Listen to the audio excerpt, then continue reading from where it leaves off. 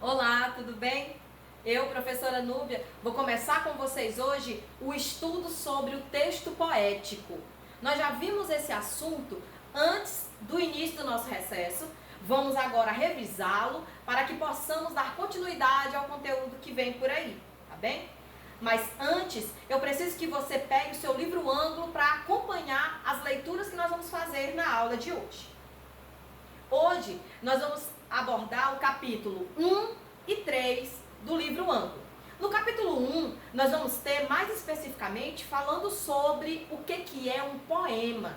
Em sala, eu já conversei com vocês sobre isso e nós chegamos à conclusão de que poema é o texto literário, ou seja, dentro da literatura existem determinados textos que possuem uma determinada estrutura e por causa dessa estrutura eles são chamados de poemas.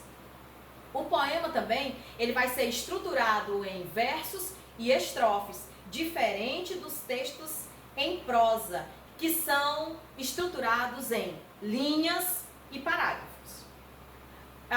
O texto poético vai abordar os sentimentos, pensamentos, opiniões do escritor, podendo ou não ter um alto conteúdo emotivo. Então, dependendo do poema que você está lendo, ele vai te dizer qual é o tipo de emoção que ele quer te trazer. Se de tristeza, raiva, sentimentalismo, amor, paixão.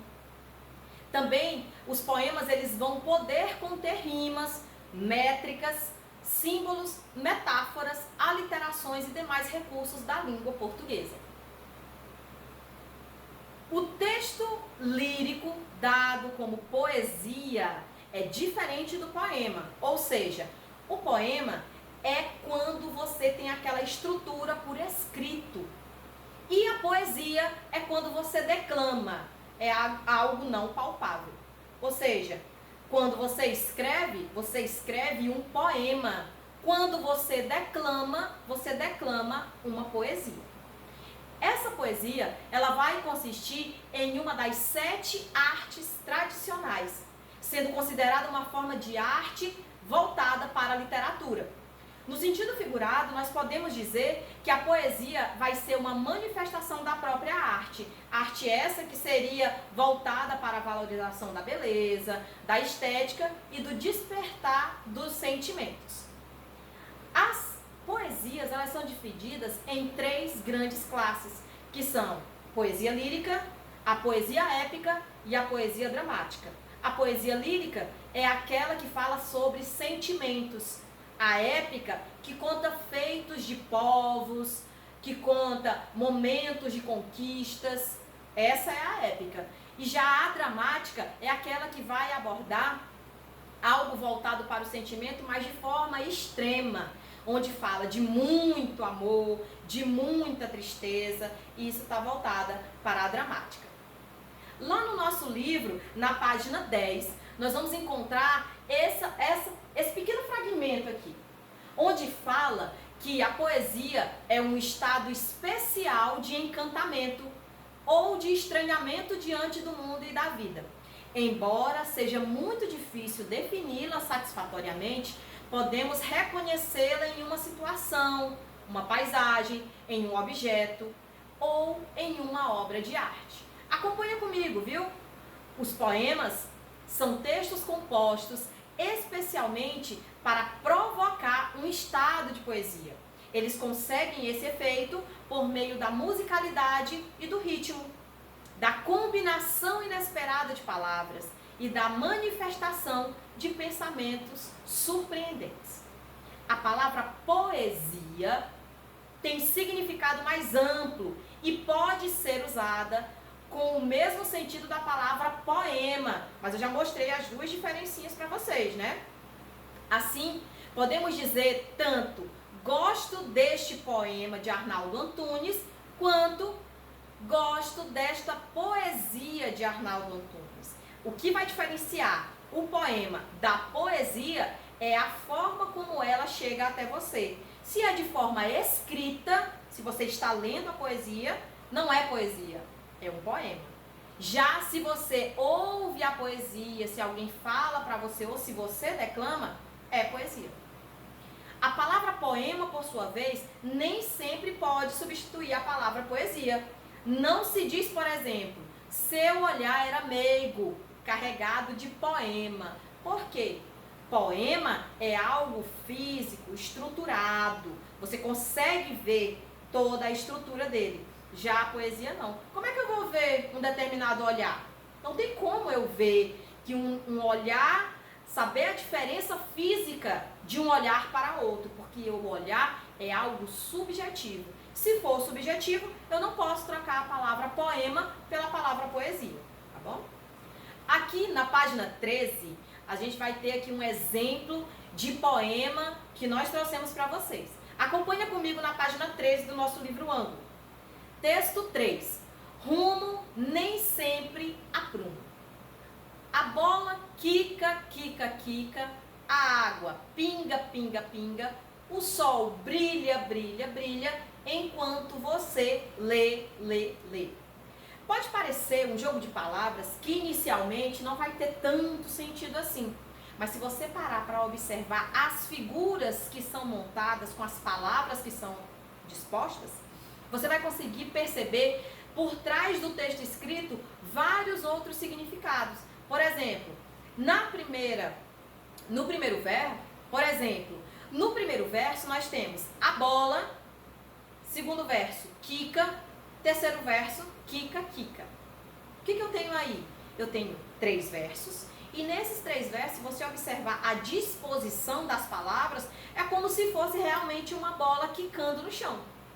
Segundo, lá na segunda estrofe eu vou ter a água pinga, pinga, pinga. Quando você tem uma torneirinha aberta, ela não fica nesse ritmo? Então, é o ritmo da água gotejando. E na terceira estrofe, eu tenho o sol brilha, brilha, brilha. Porque o sol, quando brilha, o seu brilho, ele se espalha por toda parte. E na última estrofe, eu tenho enquanto você lê, lê, lê. Esse lê, lê, lê sequenciado, seguindo uma linha, demonstra a forma como nós lemos um texto na nossa língua portuguesa. Passando para outro aspecto da poesia, eu vou conhecer quem faz, qual é a estrutura desse texto, que seria, no caso, primeiro, tem uma vozinha no texto que é ela que fala. Não, ele não é o poeta, ele não é o escritor e ele não é o personagem. O nome disso se chama sujeito poético ou eu lírico. O sujeito poético é quem vai falar dentro do texto, quem vai contar suas experiências, sentimentos, suas vivências. Outra parte da estrutura desse texto poético vai ser o verso. O verso nada mais é do que cada linha do poema.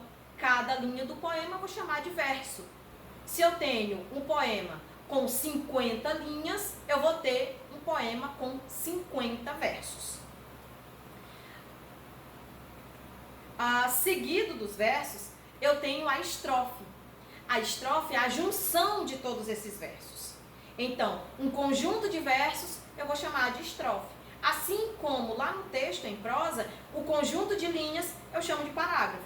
Então, se tem 3 versos juntos, depois mais 3 versos juntos, eu tenho 2 estrofes, cada estrofe de 3 versos. Posteriormente, nós vamos ter a rima. E a rima ela vai aparecer bem mais marcante no final de cada um dos versos. Daqui a pouco eu vou mostrar para vocês o exemplo bem prático do que é essa rima e onde que a gente encontra ela bem definidinha. Depois nós vamos ter a métrica, que vai falar sobre a medida do verso, ou seja, o número de sílabas métricas gramaticais. Mas esse é um assunto para nós abordarmos em outra aula, tudo bem? Aqui nós temos um poema. Por que eu vou chamar de poema? Porque ele está estruturado. Estamos aqui na página 12, acompanha comigo aí no livro Ângulo. Na página 12, eu vou ter o poema Guarda-Chuvas. Pegou? Ok. O poema Guarda-Chuvas, ele está estruturado em 1, 2, 3, 4, 5, 6, 7 estrofes. Como que eu consigo contar isso, professora? Muito simples. A junção dos versos, que é cada uma das linhas, vai formar uma estrofe. Então eu tenho 1, 2, 3, 4, 5, 6, 7 estrofes, e em cada uma das estrofes eu vou ter 4 versos. O nome que se dá a isso é quarteto. Com exceção da última estrofe, que eu vou ter apenas 3 versos, que eu vou chamá-lo de terceto. Acompanha comigo a leitura agora, tá bem?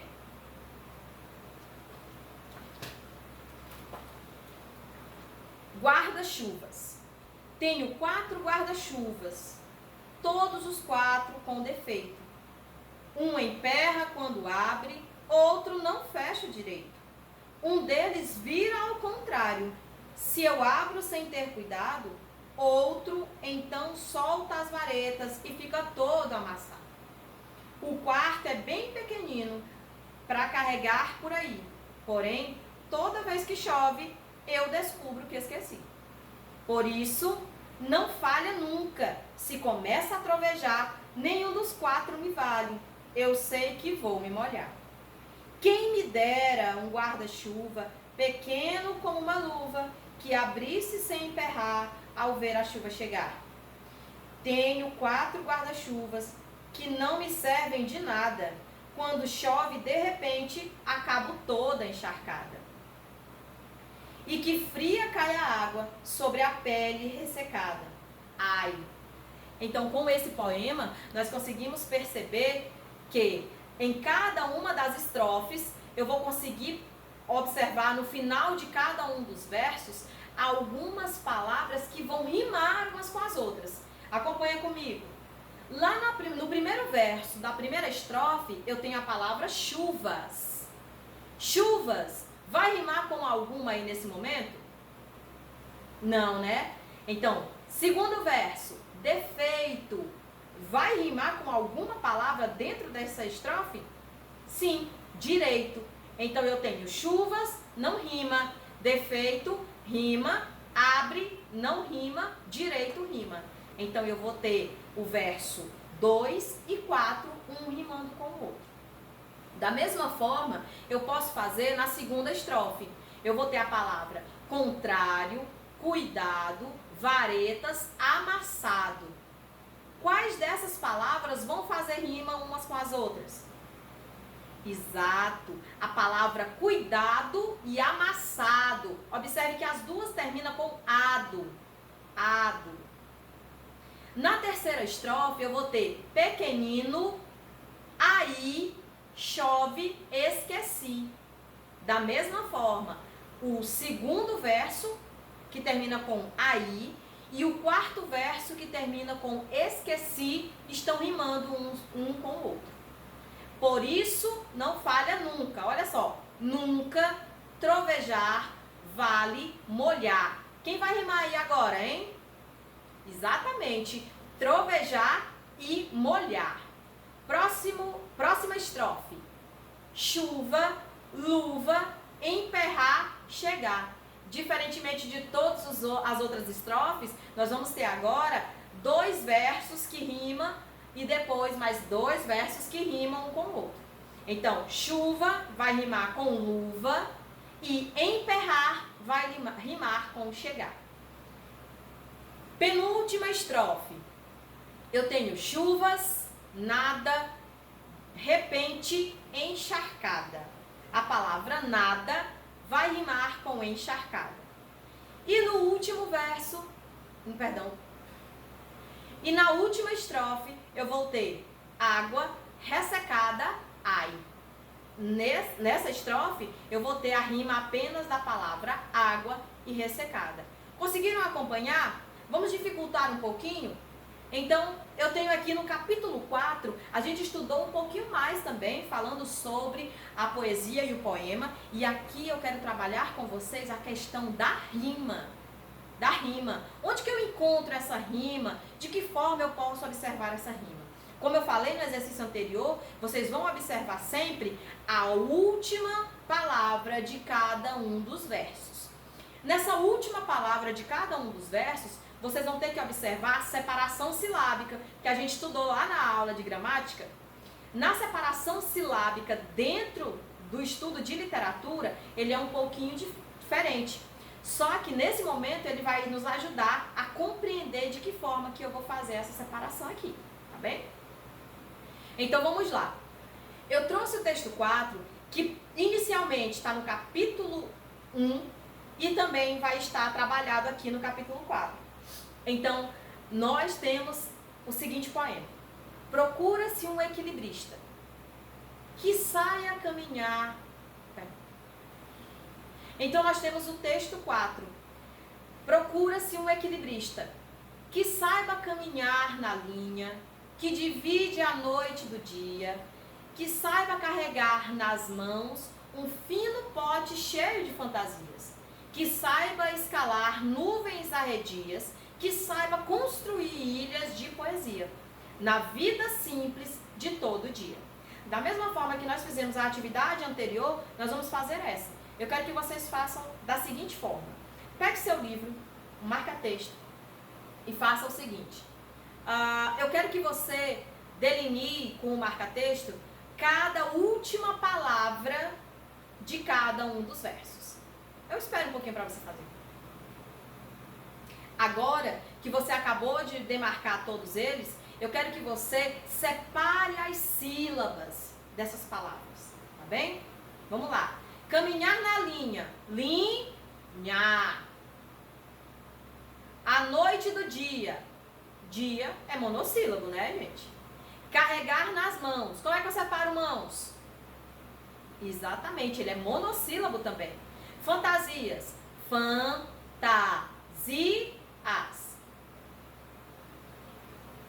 Arredias, arredias. Construir ilhas de poesia, poesia. E por último, dia. Dia, como nós já havíamos falado, é monossílabo. Então, com esse texto, Procura-se um Equilibrista, nós trouxemos uma pequena atividade para vocês também, semelhante à atividade anterior. No final dos versos, como está demarcado no livro de vocês, na página 30, vocês vão poder observar o seguinte. Tem algumas letrinhas que estão tarjadas de vermelho. Estão vendo? Então, essas letrinhas que estão tarjadas de vermelho, elas vão simbolizar a rima desse poema. Querem conferir? Por exemplo, dia rima com fantasia, que rima com arredia, que rima com poesia, que rima com dia. Estão vendo como é fácil? Então, nós hoje revisamos os 2 capítulos que nós estudamos para a prova mensal e a partir da próxima aula já é conteúdo novo, viu, gente?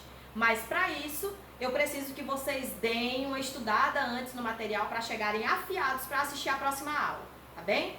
Então eu vou pedir a vocês o seguinte, deem uma olhadinha na Agenda Edu para que nós possamos ficar sempre em comunicação, porque lá vai ter uma atividade bem especial para vocês, tá bem? Um beijo e até a próxima!